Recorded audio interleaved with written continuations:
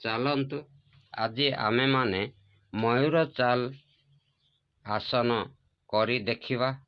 ଏହି ଆସନ ଦ୍ୱାରା ଆମମାନଙ୍କର ଶରୀରରେ କ'ଣ କ'ଣ ଉପକାର ଆସିଥାଏ ତାହା ମଧ୍ୟ ଏହି ଆସନ ପୁସ୍ତକରୁ ଆମେମାନେ ଦେଖି ଜାଣିବା। ଏହି ଆସନ କରିବାକୁ ହେଲେ ପ୍ରଥମତଃ ଆମମାନଙ୍କୁ ବୃକ୍ଷାସନର ସ୍ଥିତିରେ ଗୋଡ଼ ଦୁଇଟିକୁ ଅଳ୍ପ ମୋଡ଼ି ମୟୂର ପରି ରଖିବାକୁ ହେବ। ଏହି ଆସନ ଦ୍ୱାରା ହାତ ଦୁଇଟି ଅତ୍ୟନ୍ତ ଶକ୍ତିଶାଳୀ ହୁଏ। ଆଖିର ଦୃଷ୍ଟି ଶକ୍ତି ବୃଦ୍ଧି ପାଏ। ମସ୍ତିଷ୍କରେ ଥିବା ନାଡ଼ି ତନ୍ତ୍ରିକାରେ ବିଶେଷ ପ୍ରଭାବ ପଡ଼େ ଓ ତାହା ଶକ୍ତିଶାଳୀ ହୋଇଥାଏ। ବୁଦ୍ଧିହୀନତାକୁ ଦୂର କରି ସ୍ମରଣ ଶକ୍ତି ବଢ଼ାଏ।